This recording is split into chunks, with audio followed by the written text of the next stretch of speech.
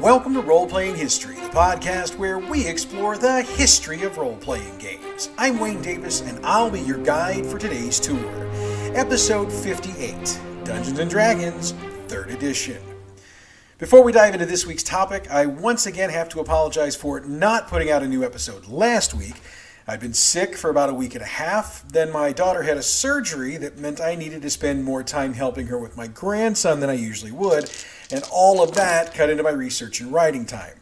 And yes, I got permission. My daughter told me I could tell you what the issue was that kept me from dropping a new episode. Anyway, I have completed the appropriate penance for my transgressions, and we're ready to dive into today's tour.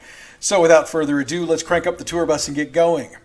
Around 1999, after 10 years of the 2nd edition of AD&D, Wizards of the Coast, who'd purchased TSR and its assets in 1997, decided it was time to work up a 3rd edition of Dungeons & Dragons. Now, reports from sources indicate that the actual idea for 3rd edition was formed at least as early as 1997, with Wizards wanting to put their stamp on the line as soon as they acquired the property. However, Monty Cook, Jonathan Tweet, and Skip Williams, who were the creative force behind 3rd edition, have been advised by Wizards that the new edition of D&D needed to be new and fresh. So with their marching orders in place, they spent several years working up a complete reworking of the system. As all three have admitted many times over the years, they basically took Dungeons & Dragons and distilled it down to its most basic parts, then built a new system around it. Now, we've discussed the system in previous episodes, and that new system was the D20 system. The Player's Handbook, which was the first release in the 3rd edition line, premiered on August 10th, 2000. With the D20 system, as well as the Open Game license, which, by the way, we've also discussed in a previous episode, this new edition of our all-time favorite game changed the game again. Now, I've talked about 3rd edition bringing a lot of changes on more than one episode, but I don't know that I've ever gotten into too deep of a detail about what those changes were. So if you'll humor me for a few minutes, let's get into the minutiae of the changes that were made. One of the biggest changes was that the advanced part of the title was dropped. From this point forward, all D&D material would be titled Dungeons & Dragons. Another is that when rolling a D20 for rolls is that the higher the number, the greater the chance you succeed. From a combat perspective, this was different from 2nd edition, where the lower the roll, the better your chance of success. Also, armor class would now go up from 10 instead of down to as low as you could take it. This led to the elimination of THAC0, which we discussed a few weeks back in our definitions episode. Checks, like skill checks, attack rolls, and saving throws, would now be based on a D20 roll. This was not necessarily the case in 2nd edition, where different checks might call for a different die to roll, and it could get confusing if you were playing different classes in different games. Ability score adjustments were streamlined in 3rd edition. 2nd edition rules meant that different abilities were adjusted in different manners depending on classes, and yeah, it could get confusing sometimes, I know. With 3rd edition, every ability score had the same table for adjustments, and you started adding bonuses at 12, where it had once been 15. Saving throws were simplified. Instead of having a whole bunch of different saves that would sometimes confuse the player, 3rd edition boiled saving throws down to 3. Fortitude, Reflex, and Will, which were based on Constitution, Dexterity, and Wisdom, and used their ability bonuses as the base. The old non-weapon proficiencies were replaced with skills. Yes, non-weapon proficiencies were technically an optional rule, but by 2000 there were a lot of gamers using them.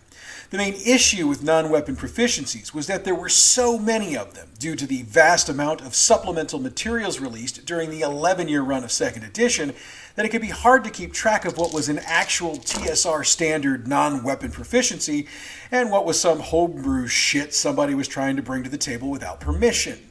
The new skill system presented a standard list of skills, and with very few exceptions, there weren't any others to add to the list. One other change added with the skill system was the opportunity to try some skills untrained. In 2nd edition, if you didn't have the non-weapon proficiency, you couldn't do it. That was supposed to be an absolute, but there were some GMs who allowed for an untrained check, but with the heavy penalty. Feats were another addition to 3rd edition. 2nd edition didn't really have anything like feats. Weapon proficiencies would probably be the closest comparison. And feats, as you probably know, brought the opportunity for the character to pick up certain bonuses or abilities, and it should also be noted that for some classes, if you wanted to use certain types of weapons, you'd have to take a feat to be able to do it. In a big change to the rules, all classes in 3rd edition gained levels at the same rate. If you're someone who played 2nd edition, or 1st edition for that matter, you'll remember that every class gained levels at different rates, which meant you could, in theory, have characters 2 levels apart from each other in the same party, which could potentially make it a nightmare for the GM to create encounters for. Moving forward, the equal rate of level increase was supposed to make encounter creation easier, among other things. Multi-classing rules were changed. In previous editions, if you wanted to multi-class, you had to make that decision at character creation, and at first level you were said to be half of one class and half of the other. The rest of the rules were, in my opinion, convoluted and confusing, which might have been intentional to avoid multi-classing. Under 3rd edition rules, a character can choose to multi-class whenever they gain a level, and thanks to the standardized experience point chart, it became much easier to keep track of the character's levels. Racial restrictions on certain character races was eliminated. Instead, each race gets certain bonuses to certain abilities and or skills. Humans also get some advantages because they are, per the authors, jacks of all trades. With the exception of the Paladin, and even that restriction was lessened in later materials, alignment restrictions for classes were eliminated. Half-orcs were added to the standard race list. They'd been around for a while as a playable race, but that was because they were added in supplemental material. This was the first time they were a core race in a core rulebook. Halflings got a bit of a cosmetic change. Instead of looking like the traditional hobbit, remember that Lord of the Rings was an inspiration for the game in the beginning, 3rd edition halflings got thin and they lost the hair on their feet. In fact, most halflings in 3rd edition wore boots or shoes. Gnomes also got a cosmetic change. While short and skinny, like halflings, gnomes in this edition are a bit taller than their halfling cousins. Well, maybe distant relatives that we don't invite to parties. But anyway, there were a lot of changes made to the classes in 3rd edition. First off, the idea of class groups was eliminated. In previous editions, rangers and paladins were just different flavors of fighter. Druids were just another type of cleric. And bards, they were just a different type of rogue. Moving forward, all of these character types would be their own distinct classes. And as you might have noticed, the thief became the rogue. Just sounds a bit more polite, truth be told. With multi-classing rules allowed, every character has both a class level and a character level. Now, for most characters, these will be the same, but if you multi-class, these will be different. In other words, a 10th level character with levels in both rogue and ranger could be, say, a 6th level rogue and a 4th level ranger. Speaking of our rogues, there are 6 skills in 3rd edition that would have once been exclusive to rogues. In this new edition, any character can learn them. Getting back to classes for a moment, 3 classes were added to the core group of classes: the Barbarian, the Monk, and the Sorcerer. Barbarians and Monks had appeared in previous editions, though their rules were way different than they became for 3rd edition. The Sorcerer was basically a whole new class idea, especially since it was an arcane spellcaster that didn't need to memorize spells. And that was standard. In previous editions, in order to get anything close to a sorcerer, you'd have to finagle proficiencies, and even then you could really just get close. Clerics also got a change. In previous editions, there were different spell lists to use depending on the type of cleric you played. And as I mentioned a moment ago, druids were once just a different flavor of cleric. Now there's one spell list for all clerics. Yes, there are domains, which each cleric has one of, but the list is the same regardless of your domain. Druids and wizards and sorcerers also have their own lists. Hey, while we're on the class subject, 3rd edition also brought us to the prestige class. Each class had at least one, and the idea was that you could take levels in this prestige class, and the prestige class had its own advantages your character could get. Yeah, I know, we're spending a lot of time looking at changes to the game, but there were a lot of changes. I told you this was going to take a couple of minutes. Well, maybe a couple of minutes more. If characters saw a lot of changes, you have to know that combat saw changes as well. I know I've mentioned this one on more than one occasion, but since I'm taking the time to do a list, let's throw it in here. In combat, a roll of 20 had the potential to be a critical hit. Needless to say, the attack would hit regardless, but the player would make another roll. If that roll plus bonuses would hit the opponent, the roll was a critical roll and would allow for the player to double their damage. Conversely, a roll of 1 was always a failure. Womp womp. Sorry. Combat rounds were standardized with a time of 6 seconds. That means that everything that takes place during an entire go-through of the participants once takes 6 seconds. Another change was that initiative was rolled only once, at the beginning of combat. This was done to streamline combat. In previous editions, initiative was re-rolled at the beginning of every round. Okay, so with that, I think I'm done running through my list of changes in the player's handbook from 2nd edition to 3rd.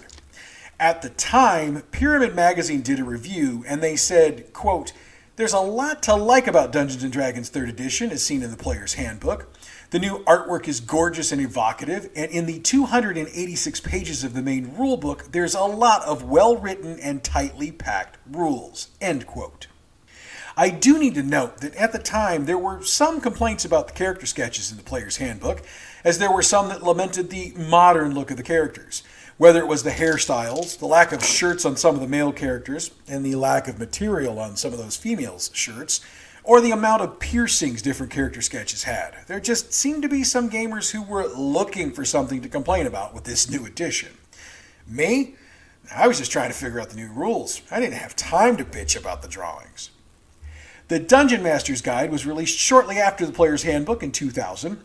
What made the DMG different from previous editions was that the idea for 3rd edition was that the Dungeon Master's Guide was designed to provide enough information to the DM to allow them to adequately explain the rules and the game to their players, as well as to allow them to feel more comfortable in running their game. The DMG also contained magic items for use in the game and provided DMs with the rules for creating their own. It should be noted that the DMG got a reprint in 2001, which was done in order to correct mistakes from the previous version, which should tell you how much errata there was in that original edition. And I can speak from experience on this one. There was a whole bunch of it. All right, let's move on to the 3rd of the 3 core rulebooks. The Monster Manual was released on October 1st, 2000, and as with the other 2 books in the core line, it was designed by Monty Cook, Jonathan Tweet, and Skip Williams. Now, I gave a 3 or 4 page long list of changes in the Player's Handbook from 2nd to 3rd edition. I've got a few changes to monsters that I want to list here, and I promise this won't take nearly as long. One of the first things DMs and players noticed was the concept of the challenge rating for monsters. This was a new development, and it was put into place to make it easier for DMs to determine what encounters would work for their party. Basically, it goes like this. The challenge rating, or CR number, tells you what level a party of 4 should be in order to take on this monster on equal footing. So a monster with a CR of 5 would be about an even fight for a 5th level party.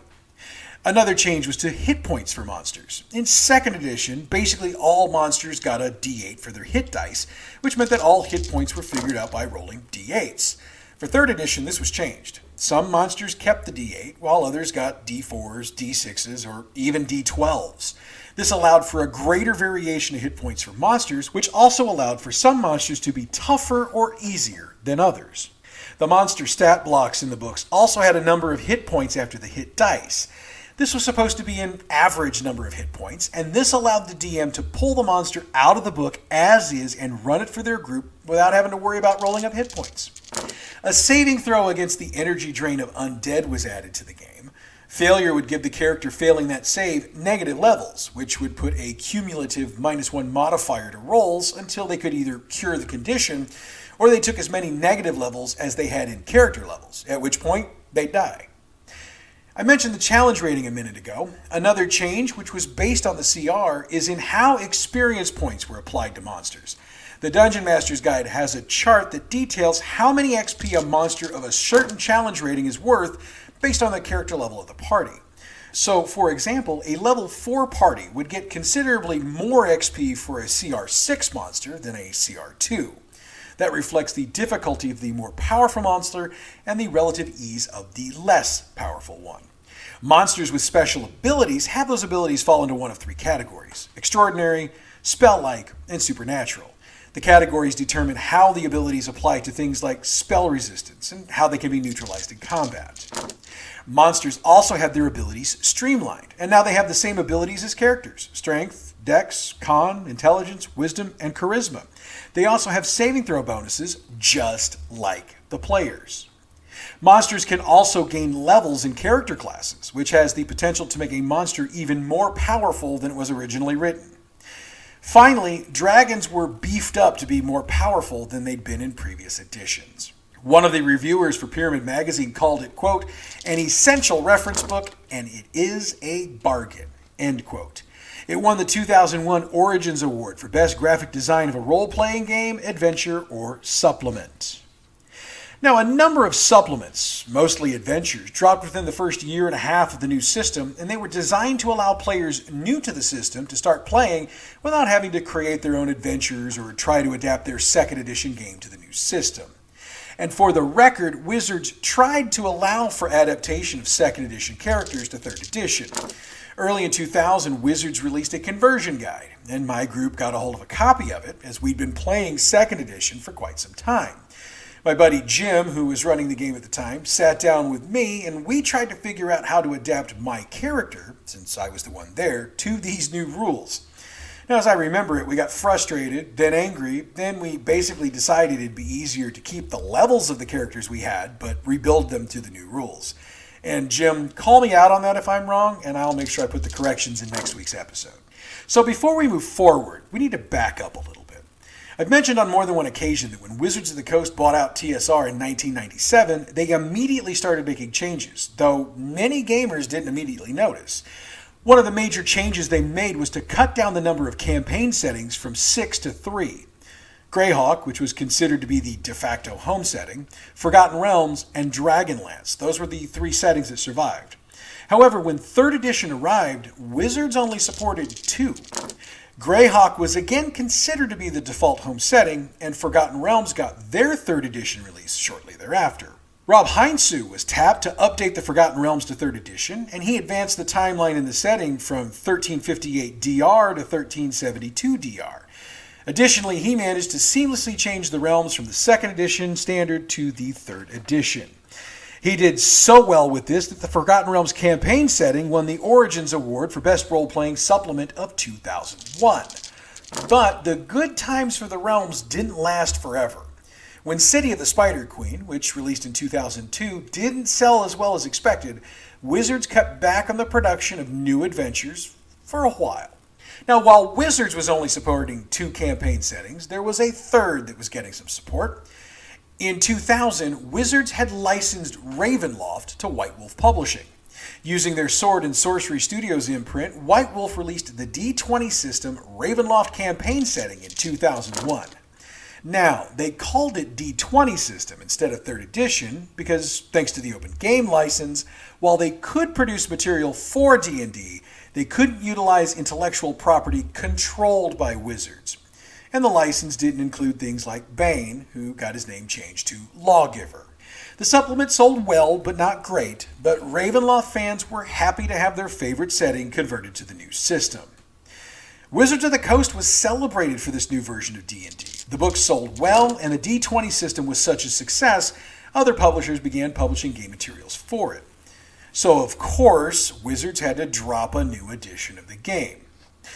Alright, so 3.5 isn't technically a new edition. When the new core books came out in 2003, Wizards argued that they were just to make small adjustments and corrections to the books. However, there were enough alterations to all 3 books that most gamers, myself included, saw 3.5 as an almost entirely new version. Some of the things being addressed were concerns about certain aspects of gameplay, the addition of new spells, changes to current spells, and the removal of some spells. However, things got a bit hairy when new feats were added and others were changed, while skills were also added, while others were combined to keep the skill list a consistent size. The new Player's Handbook was released in July of 2003, with Andy Collins getting credit for some of the changes in the book. Skip Williams was asked about those changes, and he said, quote, I think they range from the almost invisible, unless it affects your character directly, to the pretty radical, end quote. Andy Collins attempted to blunt some of Williams' comments by stating, quote, well, I don't think I'd call any of the changes radical. Even though some characters will undergo some significant changes, the aim is for the character to still feel like the same character, only with more interesting and balanced options, end quote. In other words, it's basically a new edition, but under the old edition number with a half added to it. That's why I jokingly refer to 3.5 edition as the actual 4th edition of D&D. Wizards decided in 2012 to do premium reprints of the 3.5 core books, and the player's version came out on September 18th, 2012. In July of 2003, the 3.5 edition of the Dungeon Master's Guide was released. David Noonan and Rich Redmond are credited designers for this update, and both admitted in interviews over the years that their sole goal was to design this version to better explain to DMs and players how to play the game, plus to streamline the design and rules about how they did it. They also had to make sure they kept the changes from the player's handbook in mind as they did that, and therefore made it a point to stay in contact with the design team on the PHP. The Dungeon Master's Guide got its own premium reprint, and that released on September 18th, 2012. Now, before we get into the 3.5 Monster Manual, we do need to note that between the release of the 3rd edition Monster Manual and the 3.5 Monster Manual, Wizards released 2 other monster books, Monster Manual 2 and The Fiend Folio, which released about a year apart from the Monster Manual and each other. The 3.5 edition of the Monster Manual was released in July of 2003. Rich Baker and Skip Williams were tapped to lead the revision, and they made some pretty big changes. The biggest change was in dividing the monster's attacks between attack and full attack, which took into account whether the monster was moving their movement with an attack or just standing still and taking a full round to attack. The other major change was in including an enhanced version of each monster, so you could see examples of how to advance them to make them potentially more challenging for your players. This version of the Monster Manual also added some monsters from the Psionics Handbook and the Manual of the Planes. The premium reprint was released on September 18th, 2012. Monster Manual 3 was published in September of 2004, and it was a 3.5 original. Rich Burlew and a band of about a dozen handled the designs, and it's notable for letting DMs and players know where these monsters might be found in the Forgotten Realms and in the Eberron setting. We'll talk about Eberron in a minute. Monster Manual 4 dropped in July of 2006, and Gwendolyn F.M. Kestrel was part of the dozen-strong team that designed it. Now, this version didn't have as many monsters as the previous editions, but they did work out some sample layers and encounters. They gave stats for classes and templates and applied them to old monsters, and they drew up some full-page maps. In October of 2006, the Special Edition Monster Manual was created, which was part of a special line of core rulebooks that started in 2004 and were created to celebrate the 30th anniversary of D&D. All 3 books in the line were leather-bound with silver gilt edges and a cloth bookmark. All 3 books also got updated with all the gathered errata available at the time. In July of 2007, the final Monster Manual for 3.5 edition was released. Titled Monster Manual 5, David Noonan was the lead designer, and he and his team followed the design of the Monster Manual 4, which was fewer monsters, but layers, templates, and maps included. Now getting back to the Forgotten Realms, Wizards of the Coast began releasing new supplements once 3.5 edition had been released, and these new supplements were used to update the campaign setting to the new edition, as well as provide new classes, races, monsters, etc. to the Forgotten Realms. Ravenloft also got an update. The 3.5 Ravenloft Player's Handbook came out in 2003 and updated Sword and Sorcery's Ravenloft to the updated edition. The license for Ravenloft reverted back to Wizards of the Coast in 2005, so White Wolf had until June of 2006 to sell their backstock, but they couldn't produce new material. We almost lost Van Richten's Guide to the Mist because of this, as White Wolf had already drawn it up and was preparing to release it when they lost the license. So instead of publishing it for sale, White Wolf offered it as a free download in September of 2005. In October of 2006, Wizards released Expedition to Castle Ravenloft, which was an updated version of the original first edition adventure. Wizards made the call to make this version a standalone, which means it was appropriate to drop into any setting. Furthermore, Wizards took great pains to separate their Ravenloft from White Wolf's Ravenloft. Finally, thanks to the way Expedition to Castle Ravenloft was set up, many gamers wondered if Wizards was preparing to drop a new edition for D&D. 2 years later, they'd be proven correct. Now, I mentioned the Eberron campaign setting a little bit ago. Eberron was a brand new campaign setting to D&D, and it came from an open competition Wizards ran in 2002. Called the Fantasy Setting Search, it was Wizards trying to engage the gaming community to create a new setting for D&D. For the record, our entire gaming group tried to convince Jim to work up his setting for the contest, but unfortunately he never did. It would have been cool, I can assure you. Maybe I'll get him to hand me his notes sometime and we could break his setting down either here or over on the campaign build-along. Anyway, I'm thinking out loud again. Keith Baker, who was an author and game designer at the time, won the contest, which had over 11,000 entries. His setting, Eberron, was released in 2004 as the Eberron campaign setting in a hardback copy. One of the primary differences between Eberron and, say, the Forgotten Realms is that high-level magic, like the Resurrection spell, is a lot less common. The flip side of that is how low-level magic is pretty much prevalent throughout. So mages in Eberron tend to rely more on low-level magic. Magic lanterns line the streets in Eberron's cities, and the magical lightning rail is available for transportation. Eberron was also notable for the muddled nature of its alignments and its religion. Both existed, but they weren't as clear-cut as they were in the D&D core books. Many would argue this makes Eberron more like real life, but some traditionalists weren't having it, and they just went back to their preferred settings. Eberron introduced the Artificer to the list of available character classes. As you may know, the Artificer is a mage who focuses on creating magical items. The world of Eberron has 7 continents, and through its various supplements and adventures, players had the ability to take their groups to all of them in time. 4 new races were added to the game: Changelings, Shifters, Kalishtar, and Warforged.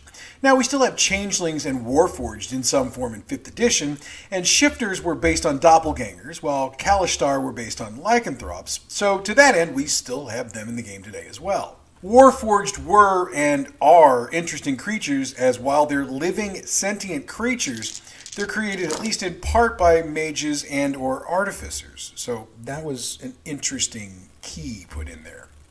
Overall, Eberron was well received and well reviewed. Gabrielle Lissauer wrote in the Tropes of Fantasy Fiction that, quote, Eberron changed several ideas that were considered fundamental to the concept of Dungeons & Dragons for the past 30 years, both mechanically and in the flavor of the worlds.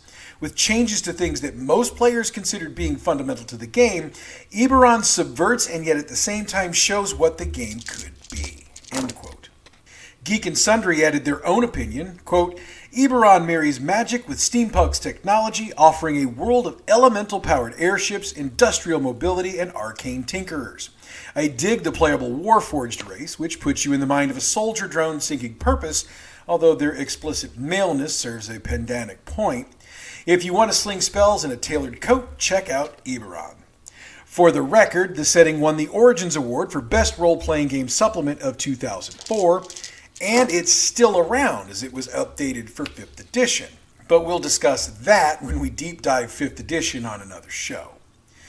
Over the course of the 3rd edition, 3.5 edition, there were somewhere in the area of 70 different supplements and adventures published for the game. And that doesn't count the third-party releases that were a result of the open game license. While I don't have time to cover them all, I would like to cover 2 more in this week's episode. The Dungeon Master's Guide 2, with Jesse Decker, David Noonan, Chris Thomason, James Jacobs, and Robin D. Laws, was released in June of 2005. The stated purpose of the DMG2 was to focus even further on assisting DMs with running their games. This book went even deeper into the philosophy of running a game, and even went so far as to lay out the various types of gamers. Now, their list cracks me up, so I wanted to drop it here. Brilliant Planner, a leader type who is happiest when planning for the night's adventure. Cool Guy, player who likes to get cool powers and cool weapons. Lurker, someone who is happiest when left to his own devices. Outlier, an oddball player who likes to see his characters lose, seeing it as a victory more than a defeat.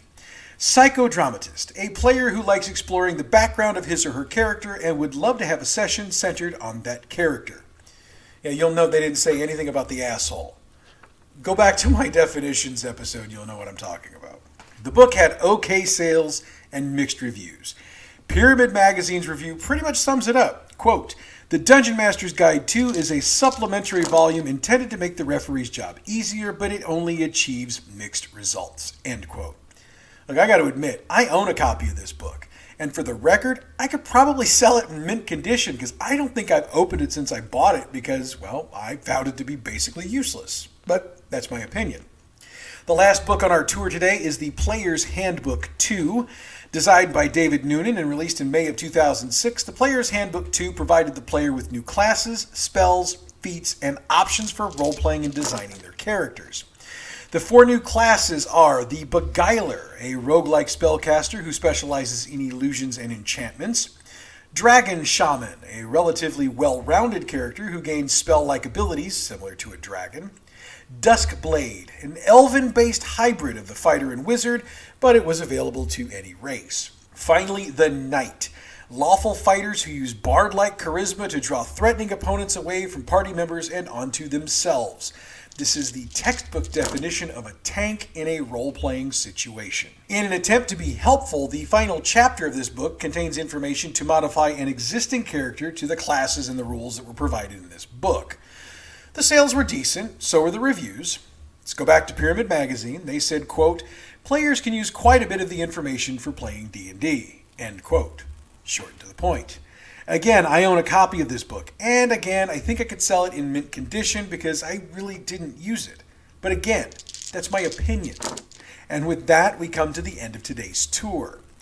Next week, we deep dive a trio of games: Aberrant, Adventure, and Chivalry and Sorcery. Should be an interesting show.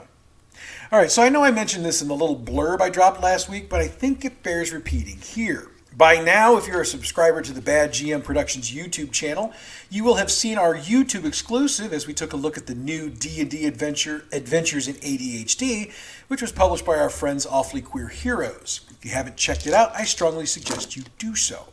We might take a deeper look at that on a future episode of this show, but I really think the campaign build-along is the better forum for it. I'm still debating on that, so I'll let you know when and what I decide. I also wanted to point out that all of our role-playing history videos are now available on the badgm Productions YouTube channel, along with all of the episodes of the campaign build-along. So if you're a new listener to this show and you prefer to use YouTube, head over to the channel and check out the archives. We've got the episodes sorted into their own categories, so you won't have to figure out what episode goes where. Finally, if you follow us on the socials, and if you don't, you should, I'm on them on a daily basis, you'll have noticed we have a new logo for badgm Productions. We're considering potentially creating some merch with our logo on it, so if you think you might be interested, hit us up and let us know what you would like to see. If you haven't checked out badgm's campaign build-along, I highly recommend it, though I do have to admit I'm biased. We're building a full campaign for Deadlands Classic. Since my group plays what we create, I also give feedback on how things went. badgm's campaign build-along is available wherever you get your podcasts. The music we use for this show comes from Pixabay.com. Check them out for all your royalty-free, license-free music needs. Role-Playing History is a production of badgm Productions. You can check us out on Facebook at facebook.com/badgm Productions, Twitter at badgmp, YouTube badgm Productions, Twitch badgm, and our email is badgmproductions@gmail.com. Next week, it's Aberrant, Adventure, and Chivalry and Sorcery, so make sure you don't miss it. Until then, I'm Wayne Davis, and your Role-Playing History.